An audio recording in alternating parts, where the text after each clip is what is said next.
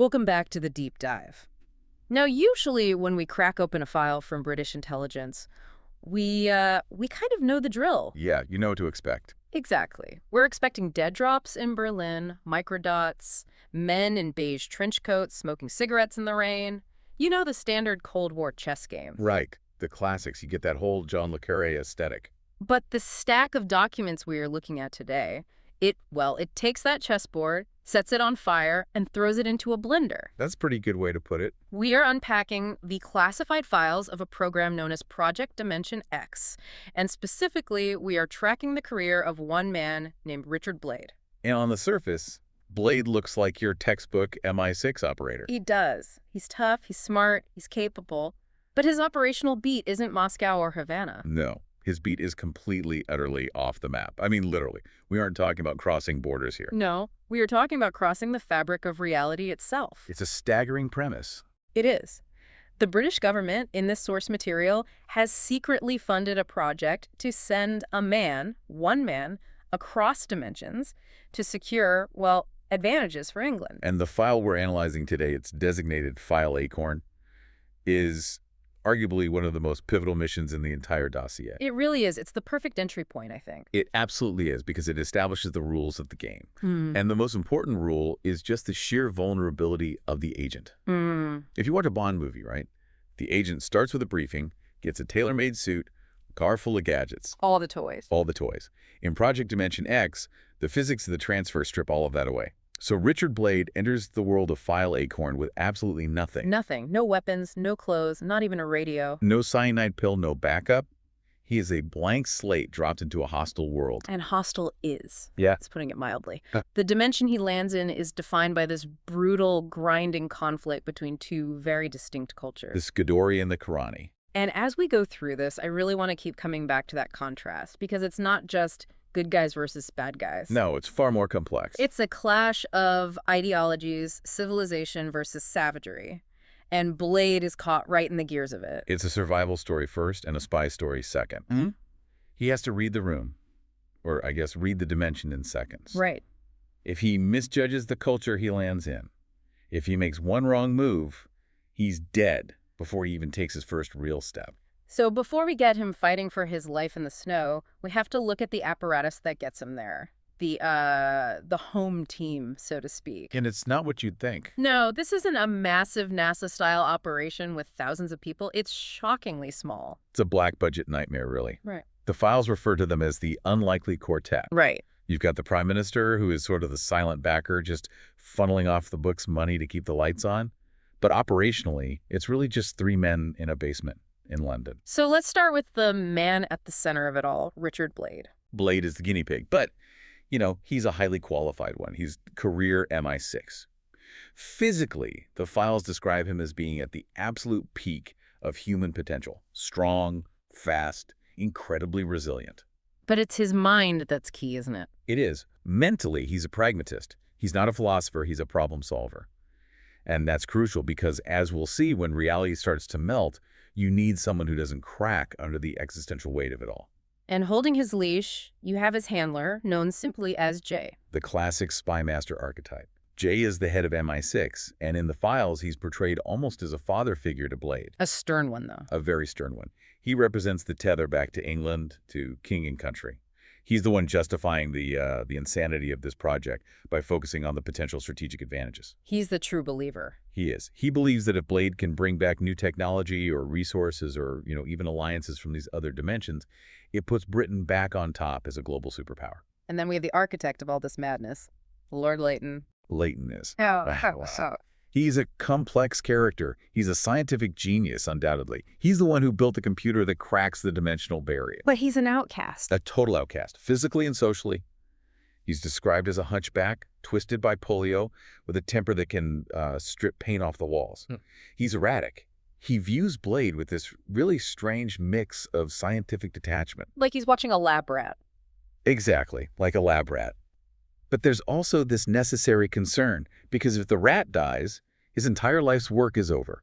That dynamic is fascinating. You have the physical perfection of Blade contrasted with the physical ruin of Leighton, yet they are completely dependent on each other. One cannot function without the other. Now let's get into the transfer process itself, because I think popular culture has really ruined us here. We expect a shiny portal, maybe a shimmering blue light, and you step through. Yeah, that just blows that whole idea out of the water. The source material in File Acorn, it dispels that myth violently. The transfer is described as an ordeal. It's invasive. Deeply invasive. It's not just walking through a door, it's being unmade. And it starts with the grease, right?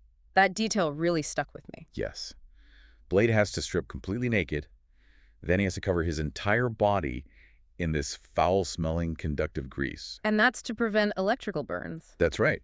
Which, gives you an idea of the raw power they're pumping into this room. It's visceral, it's messy, it's completely undignified. And then come the electrodes. And this isn't just a couple of stickers on the chest. Oh no. They tape electrodes to every single part of his anatomy. The scalp, the chest, the toes. And the files are quite explicit that even the most sensitive parts of the male anatomy are wired up. So he is physically tethered to Leighton's machine. He becomes a component of the machine. It's humiliating and terrifying before the switch is even thrown. And once that switch is thrown, I mean, the description of the sensory overload is the stuff of nightmares. It's total sensory inversion. Right. The files describe the colors in the room literally flipping. Leighton turns gold, Jay turns red. Then there's this sound. The drone. This droning, like a swarm of giant bees that gets louder and louder until it feels like a physical object piercing your skull. The phrase that really stood out to me was the sensation of the world melting like butter. That's the dissociation. It's the brain failing to process the shift in reality.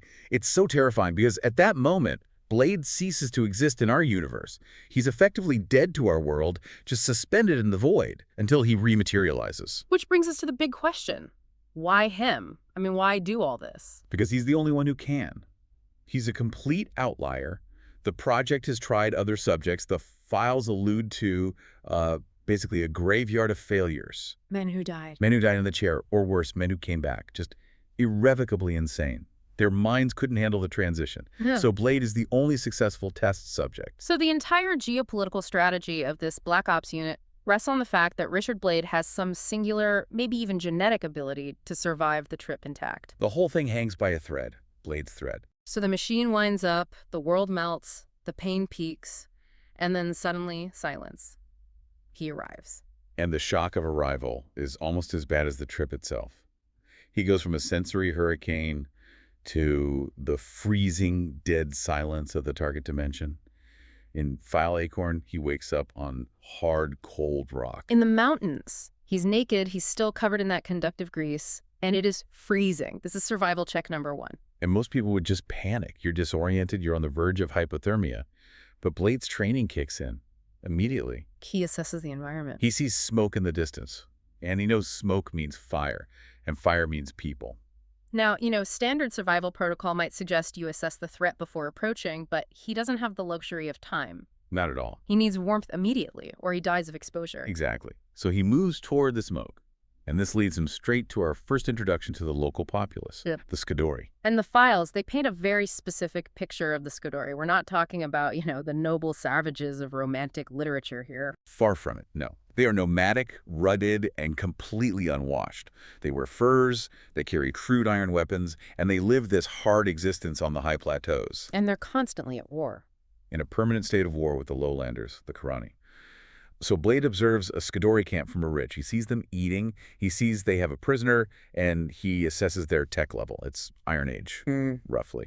And then he makes a move that it defines his character for me. He doesn't sneak in to steal a cloak. No. He walks right into the camp, naked, hands open. It's a massive psychological gamble, a huge one. If he sneaks, he acts like prey. He's just another victim. But by walking in openly, despite being completely vulnerable. He projects confidence. Yeah. He projects that he is not afraid. And it confuses them just enough to buy him a few crucial seconds. But only a few seconds, because he runs straight into Ergo. Ergo. He's the leader of this particular band. Yeah. He's your classic alpha male archetype. Big, aggressive, and deeply insecure about his position. He challenges Blade immediately. He's got a sword and a shield. Blade has got nothing but nerve. And this is where we see that civilization versus savagery theme just get flipped on its head.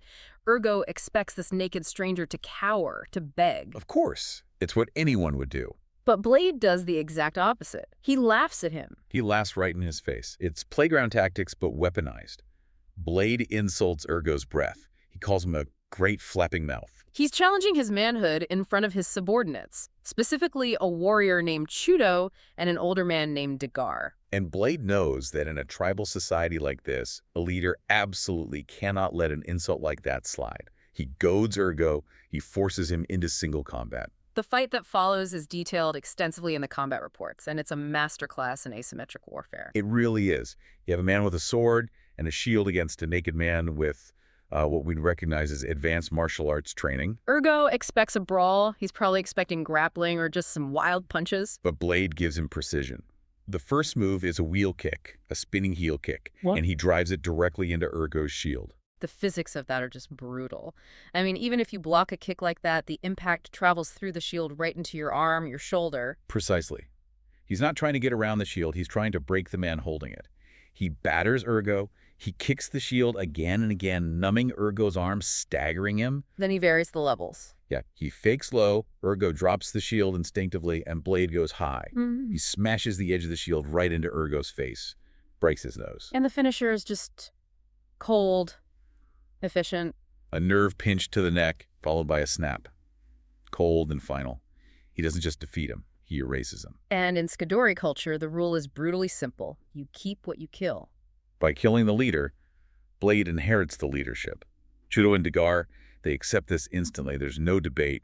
It's a meritocracy of violence. But he inherits more than just the leadership, doesn't he? He inherits Ergo's possessions. And that brings us to Tera. This is a pivotal character moment. Tera was Ergo's woman, but in reality she was nothing more than a slave. She's described as filthy, half-starved, and just terrified. She expects the new boss to be just like the old boss, or probably worse. And Blade surprises everyone. The Scadori, they're probably expecting him to beat her or use her immediately. It's the custom. Instead, he treats her with basic human dignity. And to the Scadori, this is absolute madness. They think he's practicing some bizarre foreign custom. But Blade shares his food with her. He speaks to her softly. It's a strategic move as much as a moral one, isn't it? Oh, completely. He turns a broken slave into a fiercely loyal ally. Tera effectively falls in love with him because he is the first man in her entire life to treat her as a person and not an object. It just highlights Blade's incredible adaptability. He can snap a man's neck in 1 second and show genuine compassion in the next. He becomes, for lack of a better term, the good barbarian. He spends weeks with them. He learns the language. He learns the terrain. He effectively becomes a Scadori warlord. But the entire Scadori economy is based on raiding. To keep his status, he has to lead them to war. So they target the lowlands, the Karani Empire. And this is where the scope of the file just explodes. We leave the mountains and run headfirst into a wall of civilization. And a raid is a complete disaster. The Scadoris are used to hitting soft targets, farmers, isolated villages. But the Karani have a standing military. A very organized one. Blade leads the raid, but they're ambushed at night. The Karani are disciplined, they're organized, and they were waiting for them. We get our first look at the Karani elite troops, the Riders of Death. A terrifying moniker for what is essentially heavy cavalry. They use darts and lances. In the chaos of the night ambush, the Scadori formation just crumbles. Then Blade tries to save Tera. He does. He gets her onto a horse to escape. But in doing so, he gets surrounded. He sacrifices his freedom for hers. He's captured. And just like that, the warlord becomes the prisoner. He is dragged down from the highlands into the heart of the Karani Empire. And that's when we meet the real villains of this piece. We have a duo of antagonists here that represent the rot at the core of this so-called civilized empire. First, you have Duke Pardes. Pardes is something else. He's a eunuch, described as massive, hairless, and incredibly intelligent. He's the second master of war, but he's effectively the strategic brain of the entire empire. He plays people like game pieces. And his rival, Count Iscaros. Iscaros is the one who physically captured Blade. He's arrogant, he's cruel, and he's intensely ambitious. He and Pardes absolutely hate each other. They are locked in this constant power struggle for influence over the emperor. And Blade and Tera just become pawns in this feud. Immediately, Iscaros claims Tera as his personal slave, which is a nightmare scenario given his reputation. And Pardes, in a clever move, maneuvers to have Blade sent to the slave pits rather than executed. So Blade is hauled to the capital, Karanopolis. The description here in the file is so vivid. It's this massive city, technologically advanced compared to the Scadori, but there's this recurring note about the smell of decadence. It's Rome in its final decline. The architecture is grand, but the morality is just rotting from the inside out. The entire social life of the city revolves around the high arena. Bread and circuses. Exactly. The mob demands blood, and the nobles provide it by sponsoring gladiators. It's a proxy war. If your gladiator wins, your political stock goes up. Blade, unsurprisingly, takes to the arena pretty well. He survives the training, he wins his initial bouts. He becomes a crowd favorite because he's efficient. He doesn't showboat, he just wins. But Iscaros can't have that. Blade is a living insult to him, a reminder of his barbarian captive who is now gaining fame. Iscaros wants him dead. So he uses his influence to rig a match. He sets up the game of rescue. This is the climax of the arena arc, and the setup is just sadistic. Tera, who Blade hasn't seen since the capture, is tied to a stake in the center of the arena. And Blade has to fight through 3 opponents to get to her. And not just any opponents. No, he's fighting the 3 of Iscaros, a legendary team. One has a battle axe, one has a sword and shield, and one has a trident and net. It's the classic gladiatorial lineup, specifically designed to cover all ranges of combat. It's a death sentence. The odds are impossible, but Blade does something very specific before the fight. He receives this basket of food and wine, supposedly a gift from an admirer. And he refuses to touch it. He fasts. Which is brilliant on 2 levels. It is. Firstly, he suspects poison, which is highly likely given Iscaros' nature. But secondly, fasting sharpens the senses. It triggers a primal survival state. It also sends a message to the nobility watching. He is disciplined. He is not some gluttonous brute. The fight begins, and Blade doesn't rush in. No, that would be suicide. If he rushes, the Netman entangles him, and the Axeman finishes him. He circles. He uses the arena space to his advantage. He forces them to separate. He uses the crowd's noise to disorient them. The choreography in the file is so intense. He isolates the swordsman first, uses his superior speed and agility to take him out quickly. Then he goes after the Axeman. And the finish on the Netman. It's pure poetic justice. He gets hold of the net himself and strangles the man with his own weapon. The crowd goes absolutely berserk. They love an underdog, and they love spectacular violence. Blade has just given them the show of a lifetime. So he stands there, surrounded by bodies. He walks to the stake. He pulls it out of the ground with one hand, a huge show of that adrenaline-fueled strength. And he frees Tera. Now, the script says he should bow to the sponsor, to Iscaros, or take his prize. But Blade goes off script. He picks up Tera and walks straight to the Emperor's box. We need to talk about Emperor Joras VII. Yes. He's a boy, really. Maybe 19. He's surrounded by vipers like Pardes and Iscaros, and you get the sense he's desperate for a hero, for something real. And Blade gives him real. He completely ignores the nobles. He speaks directly to Joras. He asks for permission to marry Tera, or, if that's forbidden, he asks for the mercy of killing her himself so she doesn't have to go back to being a slave. It's such a high-stakes gamble. He's daring the Emperor to be a man, to assert his authority over his scheming general. And it works beautifully. Joras is captivated. He stands up and declares Blade is not only free, but is instantly promoted to be Lord General of the Guardians of the Coral Throne. Talk about a promotion. Slave to general in 5 minutes. It completely humiliates Iscaros. It sidelines Pardes for the moment. Blade has just cut the Gordian knot of Karan politics with sheer charisma and a sword. So now we're in the imperial phase of the mission. Blade is a general. He marries Tera, who gets medical treatment and, cleans up into a stunning court lady. Life looks good. For a minute, yeah. It's the calm before the storm. Yeah. Because Joras VII, now emboldened by his new Lucky Charm general, decides he wants to be a conqueror. He looks at the map, sees the Scadori highlands, and decides it's time to end the barbarian threat for good. And Blade advises against this. Strongly. He knows the Scadori. He knows the terrain. He lived it. He tries to warn them. He tells the war council that heavy cavalry in the mountains is a death sentence. He tells them winter is coming. But the other generals, these armchair strategists who have never left the capital, they just outvote him. They think the Guardians are invincible. Pride before the fall. So the march begins, and it plays out exactly as Blade predicted. It's like watching a slow-motion car crash. The weather turns. The wind howls through the passes. The horses are freezing, slipping.